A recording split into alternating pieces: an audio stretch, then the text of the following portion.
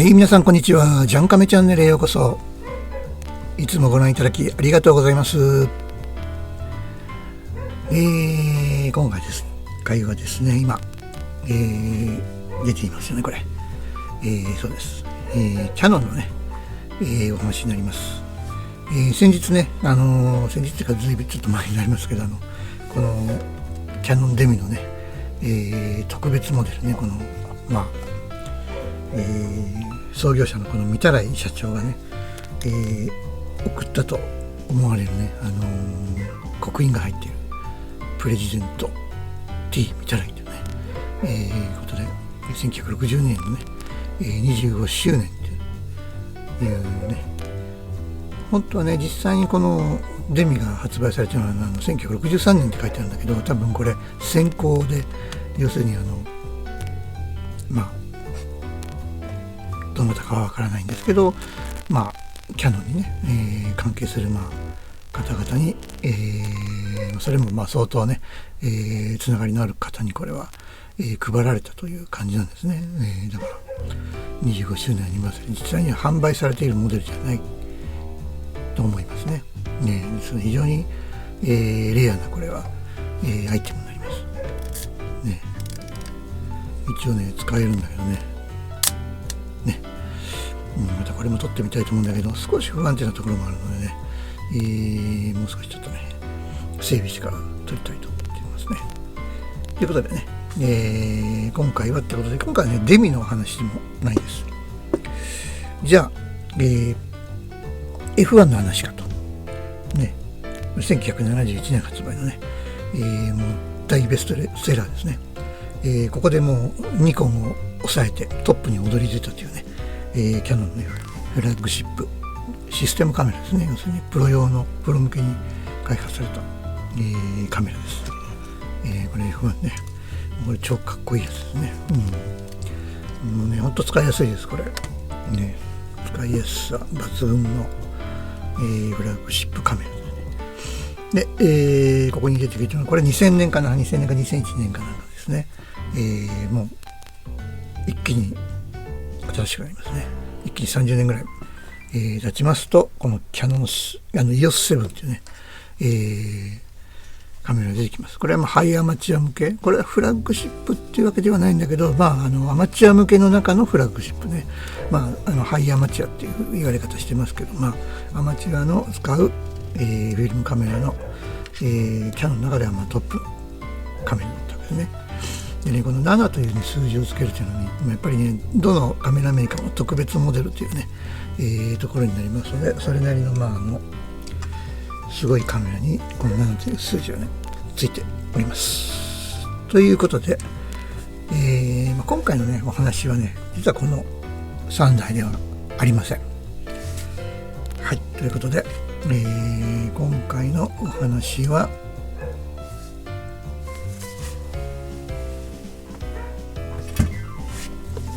じゃじゃん、こちらになります。こちらになりますね。なんだこれって感じですけどね。ケースね、これね、私ケースね、前を説明した動画でミルクオイルでね、結構磨いておりますよね。ピカピカの、皮の風合いが出てますからね。素晴らしいカメラ。こちらのね、今回紹介になります。キンキラキンになってますね。このデミのね、このロゴもね、キンキラキンなんですけどね。このね、金がついてるっていうのはね、特別なんですよね、やっぱりね。ちょっと開けてみます。実は、これはこんなカメラです。じゃかん、そうです。キャノンモデル7ですね。というカメラが今日のねお話の主役になります。キャノン7と言いますね。これ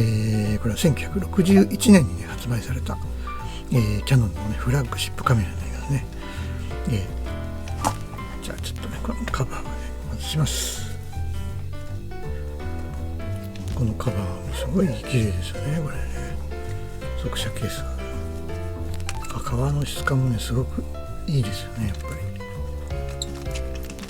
最近のカメラってもうこういう革ケースほぼ使われないですからね。ほぼ合皮、合成の革ですからね。はいということで、今回はちょっともうじゃあ、この辺のカメラにはちょっと外れて、もらいます。EOS7 でも EOS7 はねこのね7つながりで出したらね、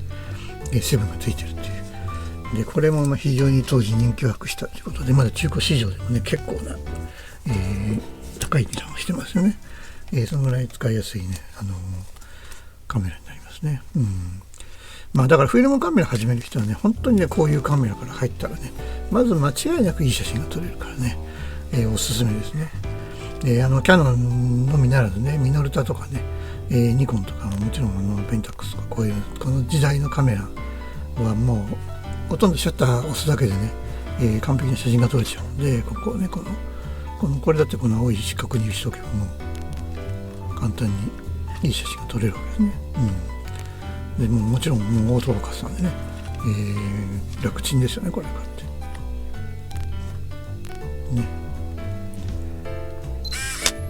ねピッて音がしますから分かりますけど、まあそのぐらいすごいね、ピッてやって全部ねシャッタースピードとこの F 値全部出てくるわけですね。はいということでね、まあ今日はねこの話じゃないので、これはまあこれで終わりにしますね。オフ。本当に写真だけ撮るっていうことでね考えたらこういうの持ってても一番いいんだけどね。だからまあ私たちはちょっとこれはもうクラシックカメラっていうのちょっとなかなかねカテゴリーに入れづらい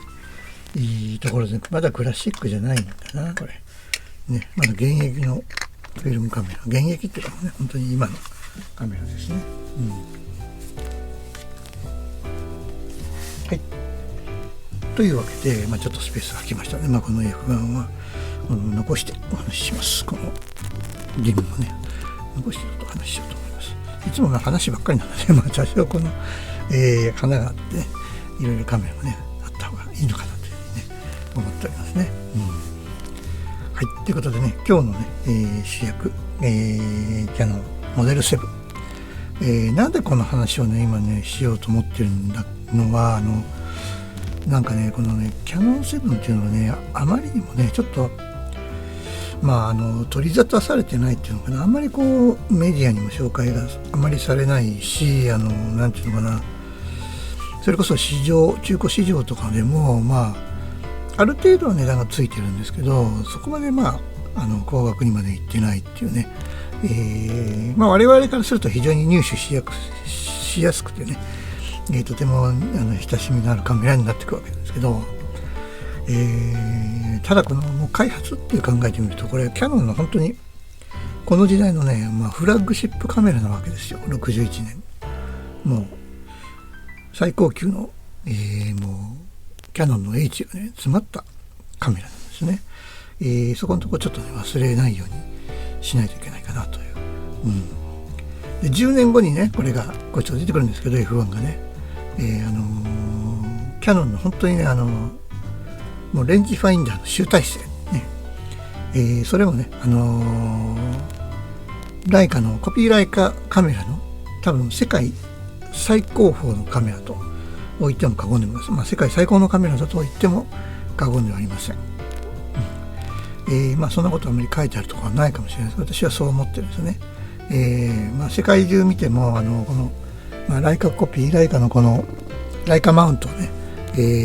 載せてきて、使ってるカメラの中で一番のライカの本家はベストしてですよ。もちろんライカの流れのね、カメラの中ではキヤノン7が一番ね、最高に優れたカメラというかね、よくできたカメラと思っておりますね。で今回ちょっとそういう話でねちょっとねあまりにもちょっと取り沙汰されないというか少し埋もれていってるような感じもあるので、私がここでしっかりね、紹介してキヤノン7をね、見直してもらってね、逆に広めていきたいなというふうに、感じております。基本的に日本のメーカーっていうのはね、前も話した通りこのライカに追いつけ追い越せっていうね、ことで、発展してきたわけですよね。で当然いろんなライカコピーのカメラがね、出てきてるわけですよ。一番多いのはねやっぱロシアが一番多いんですけどね、ロシア勢はねもうそれこそ最近までもね、ライカの派生モデルをねずっと作ってきました。またもしかしたらもう生産しないのかな、フェードあたりはね結構最近までフィルムカメラ、ライカのこの L39 のねマウント付きのものを、作っておりましたよね。ライカじゃなくてライカコピーのね、王道行くのね、このゾルキー、ね、これロシア製の、ライカコピーですね。だからライカにね加工が似てますけどね、これはこれでいいんですけどね、非常にコンパクトなんで、これはライカ本家とね、比べてもねほらぴったり同じぐらいの大きさね。ちょっと背が高いのかな、いやほぼほぼ一緒ですね。でも背が少し高くなってね、でも一生懸命作ったせいか大きさ的には結構ねコンパクトにはなってきたってことですね。でこういうロシアの、ゾルキーとかあとフェドとかね、私も何台か持ってるのが今出すのがめんどくさいのでこれ1台になったんですけど、あと日本もねもちろんいっぱい出してるという。でキヤノンもその一つなんです。キヤノンもライカコピーはいち早くね、作ってまして、このバルナック型のね形、キヤノンの、ものが本当に何台も生産されて、これがもう最後になるわけですけどね。キヤノン以外でもねこれは例えばもう、昭和後期とかね、レオタックスっていうねカメラ、これも完全なほぼほぼこれ形的にはライカの形してますからね。これレンズはねごめんなさい、こっちのゾルキについたレンズが今ついてますけど、L39 だからこれレンズはね何でもつけれるんですよ。そこが魅力的なところの一つなんですけど、もうこっちにじゃあこれもともとこのゾルキーの方のね、インダスターですかね。これはジュピターなのかな、こちらのこれが本家のカメラなので、本家にねついてたりはします。今回そんな話ではないんですけどね、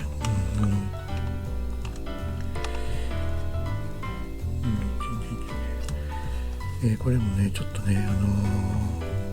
何回も言うんですけど、このヘリコイドが出てるとね距離計に当たってね締めにくいので、ちょっとこう何かねヘリコイドをね、つらい位置ぐらいまでこうね引き出した状態にすると、要するに近接状態にすると、このスクリューマウントがね締めやすいっていうことですね。簡単にこう締まるとね、これはもうどれでも一緒ですね。共通です。キヤノン7でもそうですね。ずっとこれこうやって、これが本家の本物です。これがゾルキー、ロシア製のね、ライカコピー、バルナックコピーなんでね、これにそっくりなんですけど、でこのキヤノン7の話になると、これが本当にね、このコピーライカの集大成、世界の集大成と言っても過言ではない、このキヤノン7モデル7はね、というような、すごいねカメラなんですよ。で何がすごいかっていうと、レンジファインダーカメラっていうのの普通扱いは一般的にはもうレンズがねこうやってくっついちゃってるから、レンズを変えて撮影するなんてことはね全然できないわけなんですよね。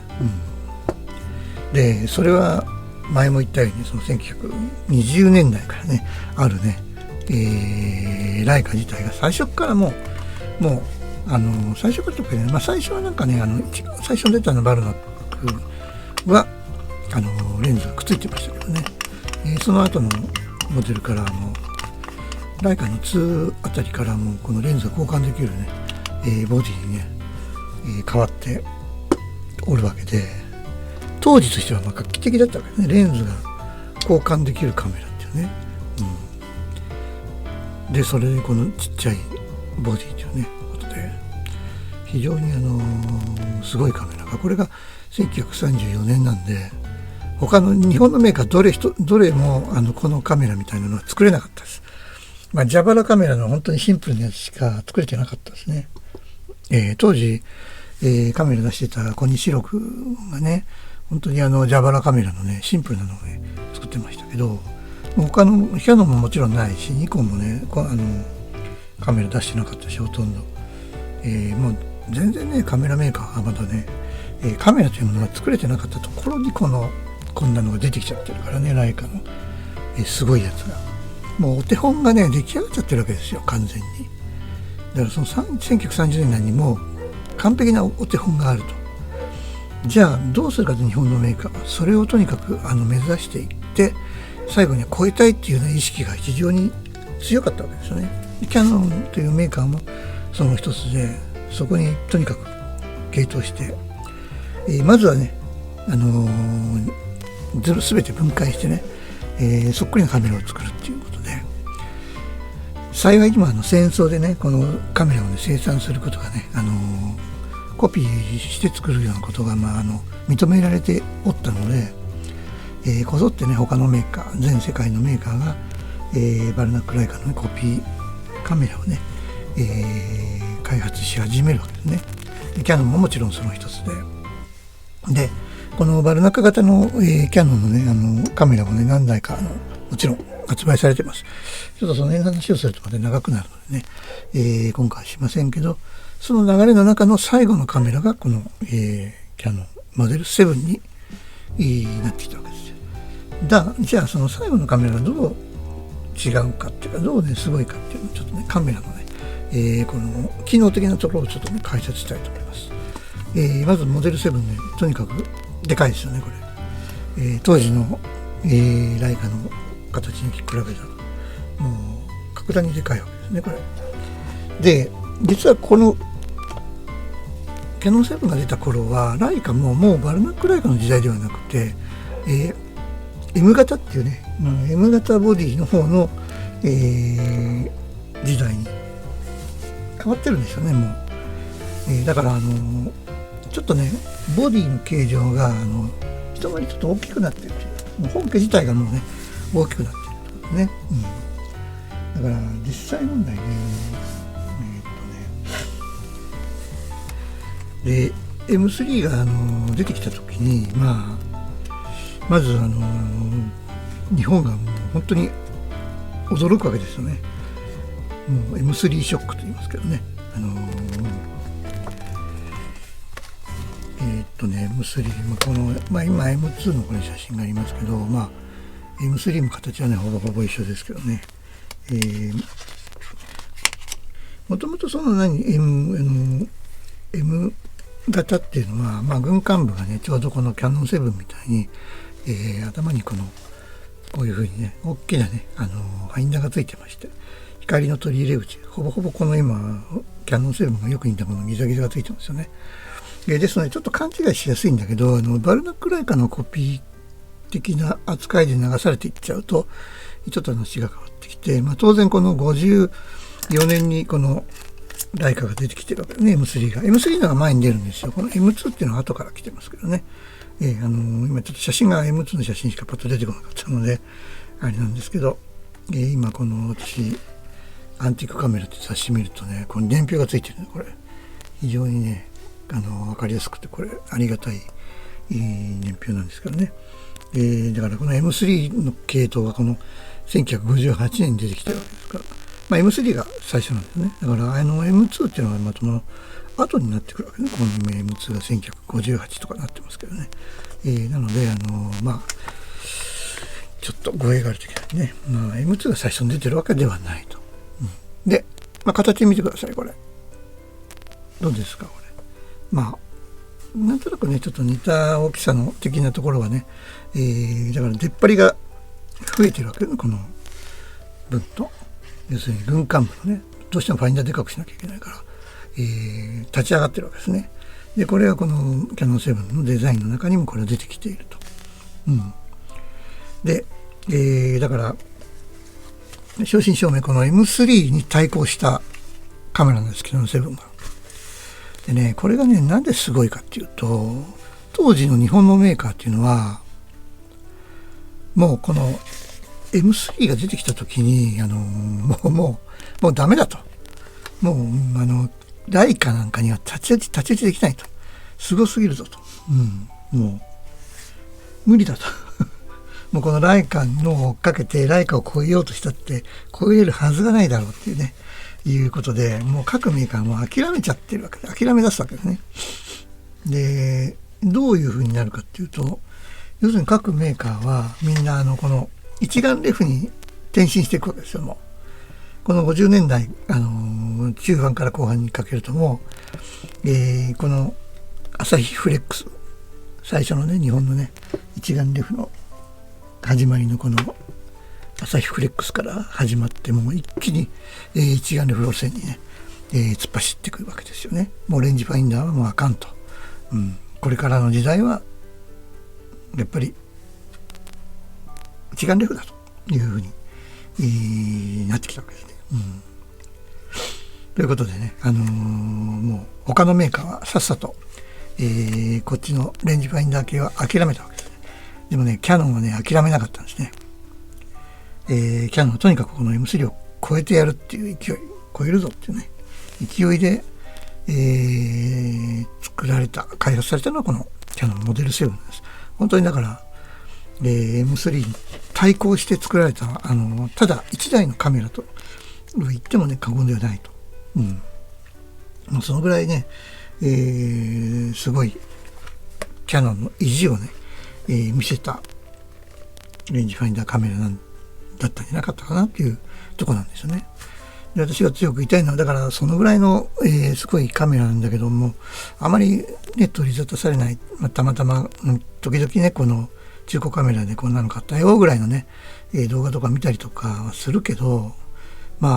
この偉大なねこの歴史についてね、ピックアップが、あまりされてないなということで、ちょっと私が今、強くねその辺のね話をね、しちゃってるわけですよね。そのぐらいこの M3 っていうのは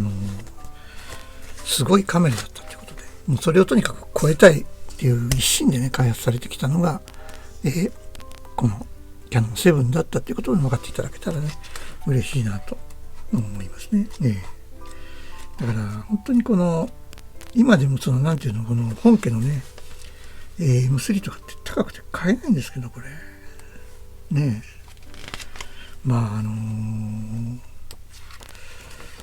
出てきたM3、もうね憧れですよねこれね。カメラの憧れ、もうクラシックカメラの憧れのカメラ、これ23万5千円って書いてあるんですね。これだからこの時代で、この雑誌が出たのがもう相当古いやつです。これ平成9年に出てますから、平成9年に出た雑誌で、その値段なんでね、ちょっと手が届かないですよねこれ。でいいですか、本当にねここだけの話じゃないんだけど、私らみたいな貧乏にこれ絶対無理なんですよね。もう買えないわけですこんなの。だけどもうそれを目指してね頑張ってね超えようとしてきて出来上がったカメラはこのキヤノン7なわけなんですよ。だからこのキヤノン7の、もう魅力っていうのはもう半端ないわけですね。だからこのすごい高いね、これ多分ねライカの人に言わせると怒られるんですけど、なんでそんなキヤノン7なんか大したことないもうね真似したカメラに何がいいのかっていう感じですよね。その M3 持ってる本家の人たちから言えばね、そういう人たちももちろんいるかもしれないんだけど、この本当に、ライカをリスペクトしてねライカを超えたいという一心でね作られてきたもう集大成のね、カメラなんで、もうその辺はちょっとね、全く別物だというふうに考えてもらったらいいと思います。もう個人的には私はもう M3 を完全に超えているんじゃないかと思ってるんですけどね。M3 はねちょっと私の息子が一時期持ってたことがあってちょっといじらしてもらったことがあったので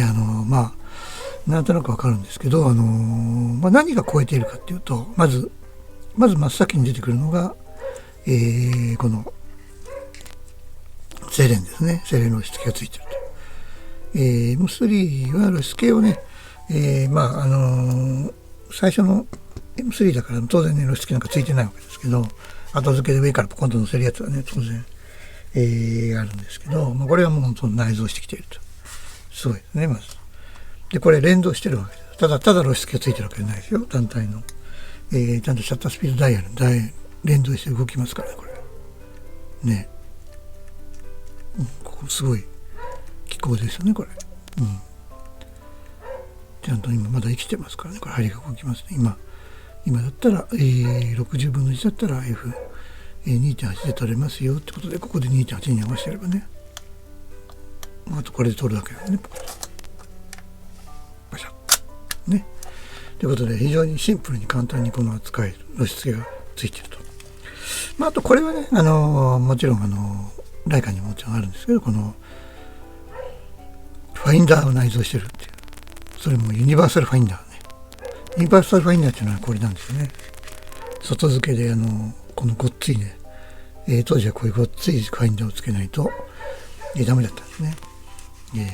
だけどこれを内蔵しちゃってると。さらにこの当倍ファインダー、このすごくね見やすい、もうクリアもう視野がものすごい広がるっていうね。ファインダーがついてるという。でさらにここでこれが変えれるわけですね。レンズの35ミリから、50ミリ、85、100ミリ、それから135ミリまで、ね、対応しています。でこれはねライカ系のこのレンズはねみんなこれが、最広角で細胞円は135っていうのはこれ普通なんでね、これでちょうどいいわけですけどね。ライカマウントの200ミリとか300ミリとか見たことないですからね。もうそんなの見れないですよね。このファインダーがこれなんですからちっこくなっちゃって何を撮ってるか分からなくなっちゃいますからね。135でさえも結構ね向こうに見えるねファインダーのその、サイズはちっちゃいですから、これ見えたから、ファインダーの枠のサイズはね向こうで見えるんですけども、ほんと小さなサイズね。ここでちょっと見えないなやっぱり。分かんないですね。見えますかね。ちょっと枠が見えますね。四隅に点々点々。でこの範囲しか135は映らないよっていう意味ですからね。こういうねユニバーサルファインダーが内蔵されたという。要するに露出系がついてユニバーサルファインダーがもちろんついてると。それからセルフコッキングね。もちろん M3 セルフコッキングね。これは当然のことなんだけど、パッとね巻き上げてシャクッと取れると。それからこの中ですね、これねロックがねこんなゴージャスなロックがついてますね。かなりゴージャスなロックがシャッター幕なんですよ。これチタンのシャッター幕がついてる。これ布じゃないんですねこれ。だからこれ古くなっても穴が開かないから、もう布幕だとこのぐらい古くなると点々点々とねピンホールの穴が開いてるんですよ。で私のライカもちょっと 2,3 個開いてますけどね、気にせず撮ってますけど、もうこれ気にせず撮れますよね、これね。透けるわけじゃないからこれね。でシャッターもね小気味よく切れるし、音も静かね。でレンズがね交換できちゃうわけで、今回私が動画を起こした理由はもう一つの理由がありまして、こちらなんですよ。じゃん、レンズを購入したんです。これ 100mm F3.5 ですね。これねキヤノンのね名レンズなんですよね。知らない人が多いのでね、意外とこれね安く、これなんか2500円で買ったんだけどね、めちゃめちゃラッキーなんですよね。とにかく素晴らしいレンズなんですこれ。といってまだね来たばっかりから撮ってないんですけど、ほとんどデジカメでちょっと撮ったのがあるんだけどね、ものすごくコンパクト、びっくりするコンパクトですねこれね。どうですかちっちゃさね、すごいですね。コムラの135も L319 持ってるんですけど、このでかいですよ、135。どうですかこの違いすごいですよね。でこのちっちゃさで F3.5 の明るいレンズです、100mmですごくないですかこの、ね、でこのレンズもちょっとね今回紹介したくて動画を起こしてますね。で要するにまあレンズ交換式っていうので今これ取り出してきたわけですけどね、このレンズ交換的、これもちょっとねこの距離計のところの出っ張りがうっとしいので、一番ね近接までこうヘリコイドを伸ばしておく。そうするとつらい位置まで戻るので、レンズをはめた時に距離計に負担が少ないということですね。だからキヤノンね、レンズもこの標準レンズもねすごくついて、私はズミクロンに決して負けてないと思い込んでいます。そんなこと言うとまたライカの人に怒られるんだけど、ズミクロンと私もね取り比べとかもねしてるのでね、息子が持ってるズミクロンと、このキヤノンのねレンズとで同じようなところを取ってね比べたんですけど、全然遜色なかったですよね。はい、でこうやってつけれるというレンズ交換ができるね。当たり前なんだけど初心者の人だとね分かんないですよね。こんなレンジファインダーだけどレンズ変えれるのってね、こうやって変えれますよね。これは昔からそうなんですけど、まあロックしておきますね。こうやってレンズ交換ができて、ファインダーが見やすいでかいのがついてて、露出系がついてて、で、セルフコッキングねができると。からチタン膜がついたね、レンジファインダーカメラっていう、もちろんね普通にストロボつけて普通に作れるんだけど、ちょっとこれストロボ用のはめるところがねついてないので、まあそれだけはちょっと横にストロボ用のねグリップが必要になりますけど、まあとにかく、すごいですね、そういう意味ではね。でまあ当然 M3 を目指してね、作られたんで、やっぱりそれなりにね M3 を超えなきゃいけないっていう、ね、意識が強かったと思うんですよね。だから、無理やりでもこのね露出系をね内蔵してきたと思うんですよね。まあ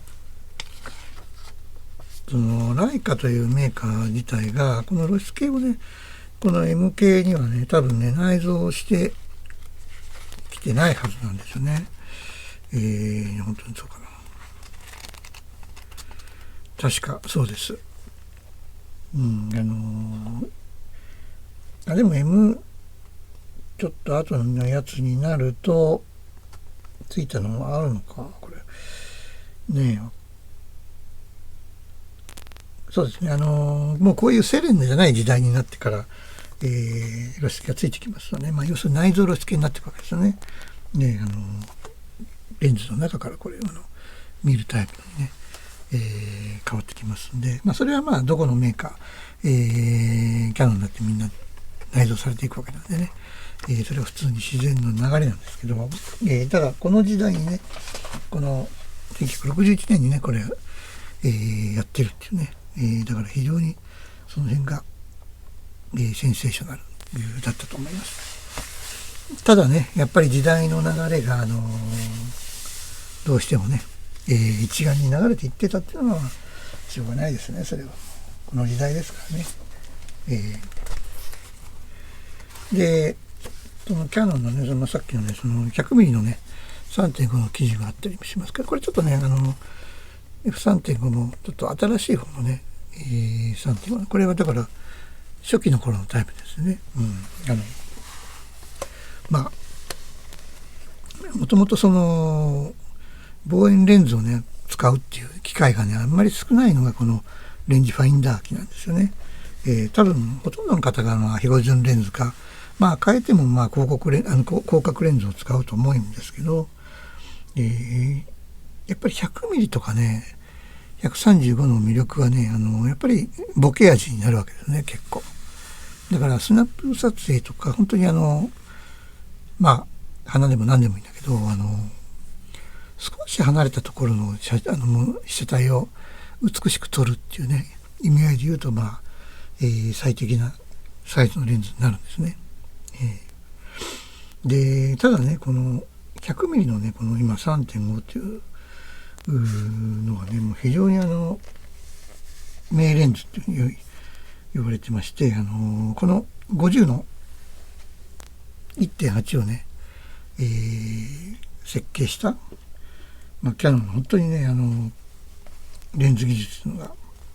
すごいんですけど、この、伊藤博さんっていうねこの名レンズ設計者がねいるんですよ。これもあまりね知られてないっていうかあまりこう取り沙汰されないんだけど、とにかくすごい人で、もう名レンズをね、何本も生み出している人の設計なんですよね。だからこの私が決してこの 50mm ズミクロンに負けてないですよって言ったのは、これがその彼のね設計だったっていうところもね非常に大きいところなんですね。とにかく小さくっていうね、携帯性を求めたっていうところが、この小ささ 100mm なのにこの大きさですよ。こんな 100mm レンズ私見たことないですからね、このコンパクトね。でねちょっとねデジカメでねちょっとこの辺のカメラみたいなの少し、来たばっかだからねちょっと撮ってみたんだけど、そらまたね素晴らしかったですね。そんなすごいいいレンズなので、このキヤノンのね同じ本家のねキヤノン7につけてね、撮ってみたらね非常に楽しいんじゃないかなとちょっとね、思っておりますね。ちょっと初代というか古い方なのでデザインの釣り合いがね少し取れないんだけど、本当はこの後期モデルのこの黒い強度の方がね合うんだけど、これ私すぐタクマに見えちゃうもんですから、この形がタクマこの時代みんなこのようなデザインなのであれなんだけど、やっぱりこれかっこいいですね、このねシルバーの強度ね。だからこれも本当は初代のそのセレナの時代の、レンズがっていうこともあるんだけど、多分こちらのが断然このコーティングの加減と性能がいいと思いますね。この組み合わせ、これはデザイン的にはねなんとなくまだ合いますからね。とにかく、キヤノンのこの辺のねこの伊藤さんがね設計したレンズっていうのはとても、素晴らしいということをねちょっとお伝えしておきたいかなということですね。だからこのモデル7を買うときに、インダスターとかね他のメーカーのねレンズをねつけるんじゃなくて、ちゃんとキヤノン純正をねつけてあげてください。必ずいい描写をすることは間違いありませんのでね。それは私も撮影してるのでね50mm の方で撮ってるので、ちょっともう驚きの描写力っていうかね、すごいなと思ったんですよね。だってキヤノンですよ。日本のメーカーで、それこそもう普通になんて言ったらいいかな、私らもそれほどねライカのそのズミクロンとかねそういうのはすごい、エルマンもねすごいっていうで、カールツアイスのねプラナがすごい、そういうのがねテッサーもよく映るよっていうのねなるんだけど、キヤノンのレンズっていうのはそれほど、何がすごいかなっていうのがあまり耳に入ってきてないわけですね。でただもうここ最近キヤノンっていうのはねもうだから実際には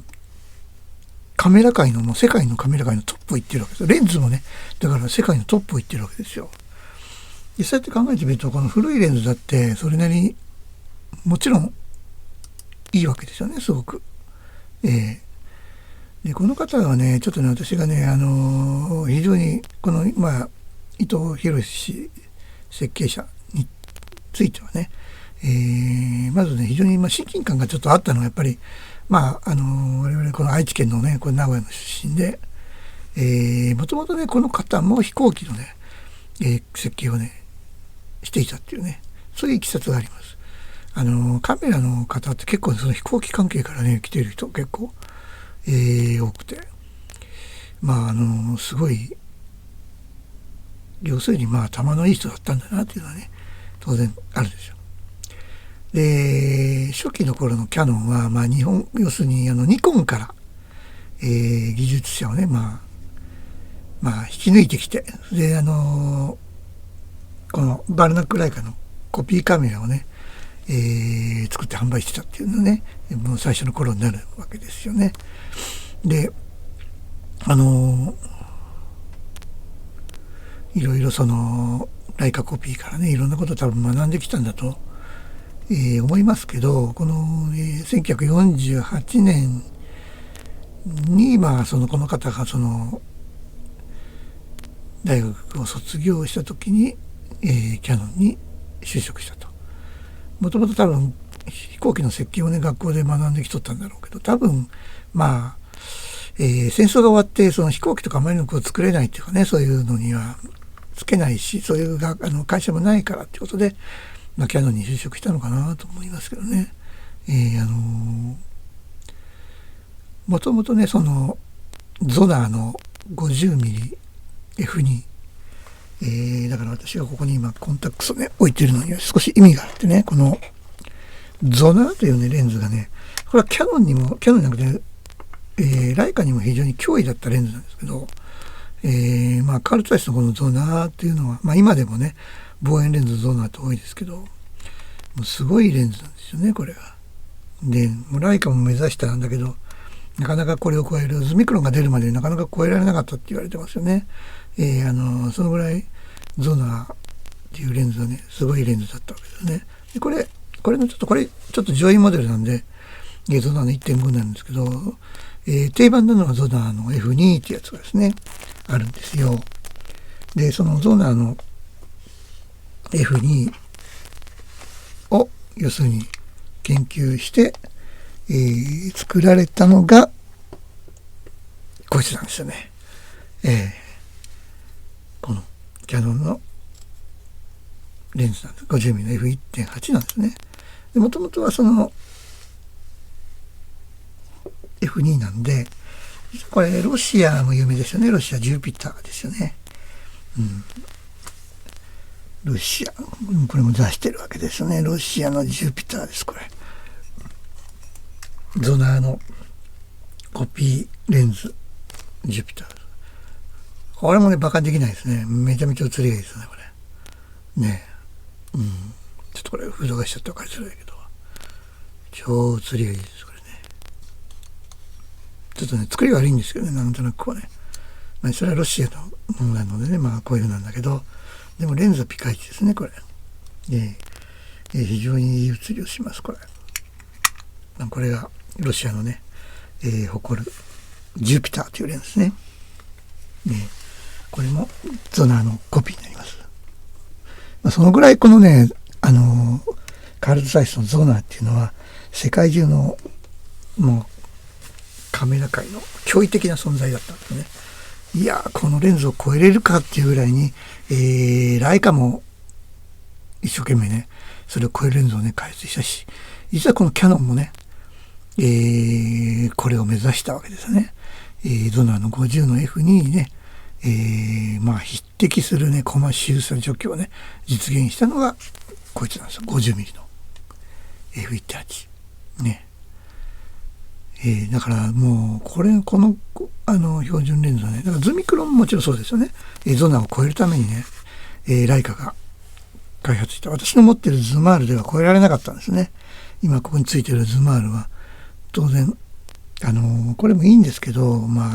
超えれてないんですよ。ゾナーを超えられなかったという。で超えてきたのはそのズミクロンっていうね、うちの息子が持ってる。それは釣りはいいですね。でもこれも同じようにそこを目指したゾナーを超えるっていうことをね目指してきた、レンズなので、いやそれはそれなりにね釣りはいいわけです。から私が、ズミクロンに負けてないですよって言ってるのはそこなんですよ。いや素人目にはこれで撮ってるんです。ズミクロンで撮っても違いがわからないぐらいによく映っちゃうわけですよね。でなぜこれを手に入れたかっていうと、これ同じこの伊藤さんの設計だったわけですね。この 100mm3.5 っていうのはね、もうこれはね、あったら買わなきゃって思ってたまたま出てきたので、もういつも結構高いんだけど、2500円ぐらい出てきたので、即買いでしたからね。もう、本人何のレンズかわからないけど、マウントも書いてないし、キャノンって書いてあるだけで、キャノンレンズって書いてあるだけなので、で、来たばっかりの時はひどかったですけどね。来たばっかりというか、まあ、数日前に来て、もう中見たらもうカビだらけでもう曇ってて、いやーこれは確かにまあこの値段だなと思ったんだけど、ちょっと分解清掃したらまあまあ、元に戻りまして、綺麗にね、なりましたね。だからこの方のね、設計したレンズだったらまあ間違いないなっていうか、要するにまあそのカルツアイスをね、超えるようなね設計をしてきてるレンズだと思いますので、まあそれはいい描写をするでしょうと。それからこの M3 をね目指してきた M3 を目指してちゃんと作ってちゃんと製品化したカメラってことキャノン7しかないと思いますから、そんなカメラなんですよ。だからこの組み合わせっていうのはもうこれなんと言ったらいいかな、これ言い方難しいけどね、まあ本当にプアマンズパーフェクトなんですよ。プアマンズパーフェクトって変ですよね。要するにまあ我々のようなその M3 とかね、そのライカの高級レンズを、ね、買えないものがそれを超えるかもしれないねスペックをね手に入れられるっていうねことで、プアマンズパーフェクトっていうねちょっと言い方で表現したいと思いますけどね。当然ね、当時はね、これものすごい高く売ってましたからね。フラッグシップなんでね。まあそんな、確か当時の61年の価格で、5万ぐらいで売ってたのかな。で、レンズ、驚異的な 0.95 っていうね、明るさのレンズをつけてやったら10万ぐらいしたわけですけどね。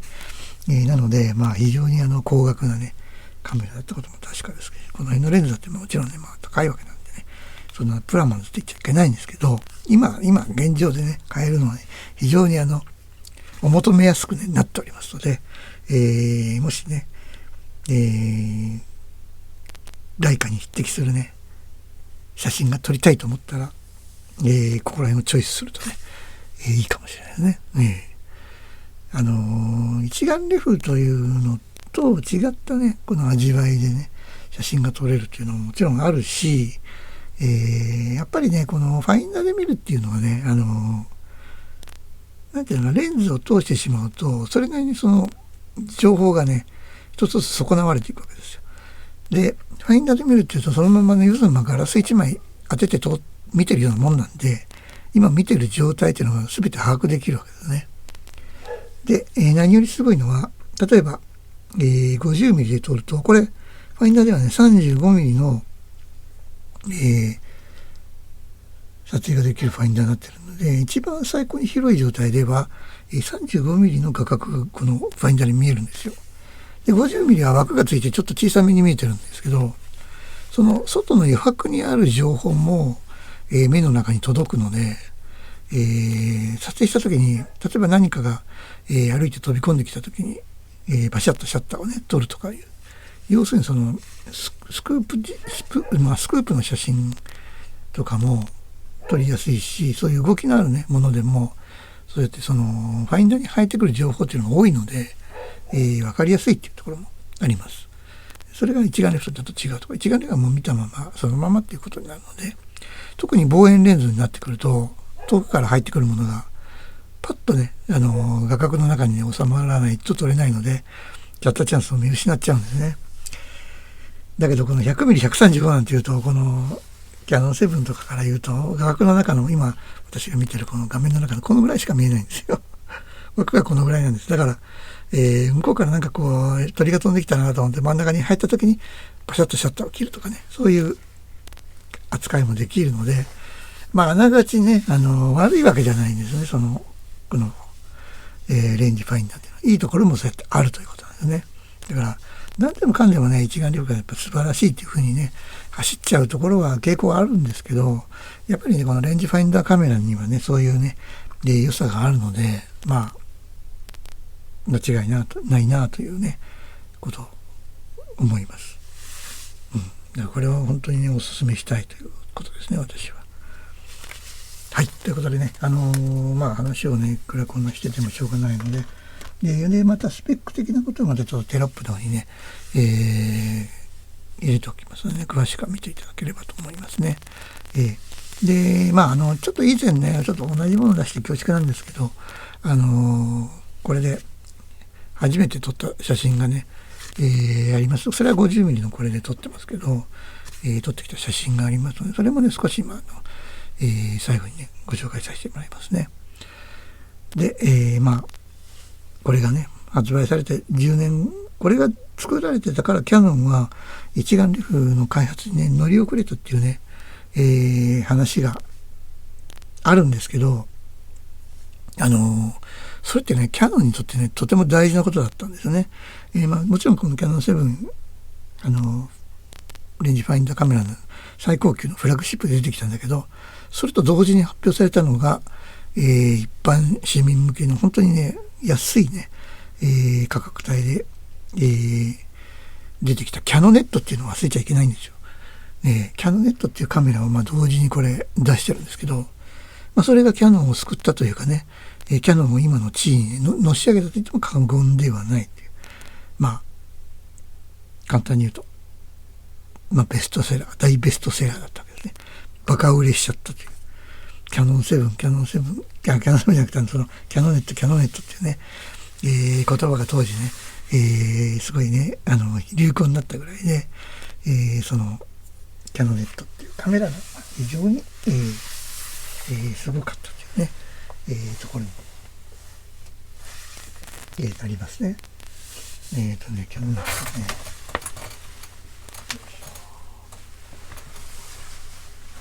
あれキヤノネット持ってきたね。すいません。ちょっとじゃあね、キヤノネット。このケースかっこいいですね。はい、これはね、ちょっとね、ボロボロっていうか、ジャンク品なんでね、もう清掃もされてないんですけどね。もうこれ、すごく、まだ来たばっかのままちょっと買ってあるっていうかね、手を入れてないです、これ。なぜかというと、もうシャッターも何も切れないし、非常にジャンク度が高いので、手をつけてないというね、要するに部品取り的な考えになってるんですよね。そのぐらいにちょっとね、私もね、このキヤノネットのもう正常なやつがね、なかなかなくてね、これね、面白いな、これってね、シャッター切れないんですけどね、これ。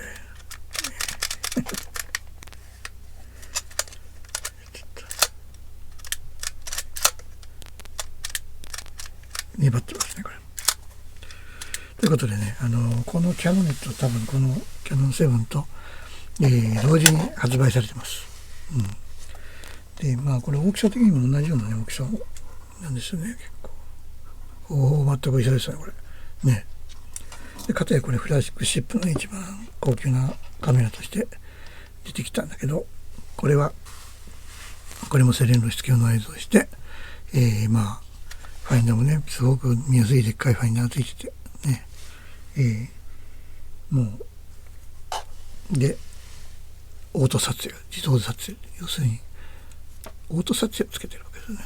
だから、バチャッと切ればね、もう簡単に写真が写ったっていうね、すごいカメラになるんでね、これがもうベストセラーになって、キヤノンね、すごい資金力を持って、その開発パワーっていうのがね、すごい強くなったわけですね。だから、これがなかったら多分ね、この私思うにこの F1 ができなかったんじゃないかと思ってます。だからこいつに救われたんじゃないかと。要するにレンジファインダーもね、ちゃんとね、こうやってきちっと作ったからこそ、この一眼レフがね、しっかりね、いいものが開発できたっていうね、ことだと思います。だから決して、多分この歴史の中でね、このキヤノンのレンジファインダーカメラっていうのはね、忘れてはならない存在だと思うわけですね。そういう意味でもこの最後のね、一眼レフに切り替わるところに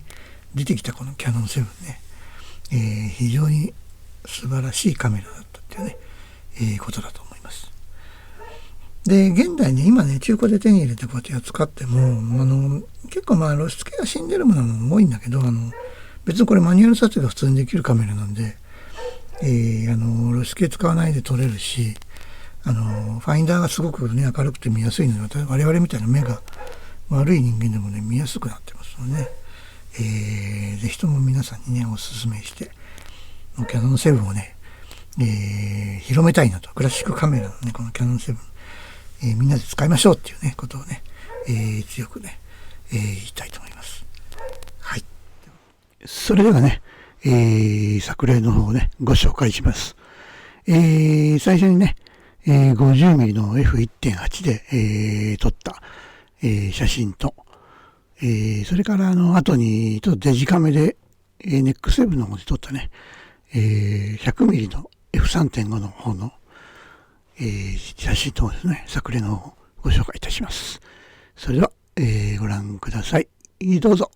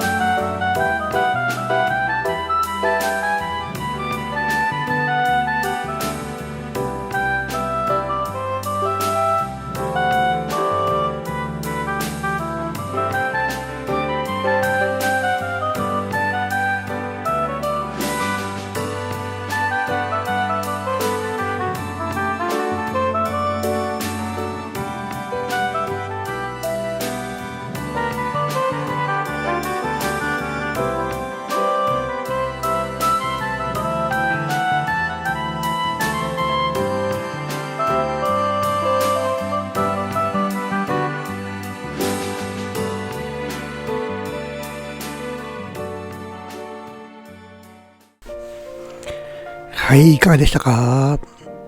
最初のはですね、キャノン7に 50mm をつけて、撮影しました。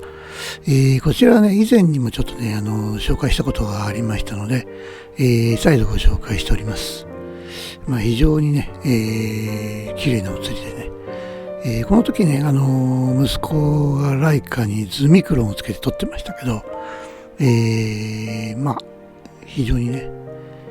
写りが良かったので、覚えております。で、両者比べてもね、本当に遜色ないですから、ズミクロンとそれほどね、差がないんじゃないかと思わせるような写真の出来栄えでしたね。で、今回ね、新しく買った、100mm の、3.5 のレンズなんですが、こちらはですね、急遽ソニーの NEX7 にね、取り付けて撮影してきました。7つながりということでね、偶然にもね、7と来まして、非常に良かったんですが、ソニーでファインダーというかディスプレイをね見てびっくりなんですけど、いやすごい描写が綺麗だなっていうかね、コントラストがねすごいしっかりしてて、またシャープに映るので、びっくりしましたね。これなかなかね、私も中望遠なんてあんまりいじらなかったんだけど、この 100mm は本当に名レンズだなと思いましたね。今度は本当にこの、キャノン7に取り付けてね撮ってくるのがね非常に楽しみになりました。ということでね、このキャノン7プラスこのねキャノンの 50mm とこの 100mm のね、レンズの組み合わせがね、非常に素晴らしいなということをね、実感しましたので、ぜひね皆さんもね、キャノン7をね、手に入れられて撮影されるとね、非常に楽しめると思いますので、またぜひ、どこかで見かけたら、状態をね確認して、ね、手に入れられたらと、思っております。それではね、この動画気に入っていただけましたら、ぜひともご評価いただけたら、嬉しいですし、また、チャンネル登録なんかしていただけると、さらにね、ありがたいと思いますので、ぜひともよろしくお願いします。それではご視聴ありがとうございました。バイバイ。じゃんかね。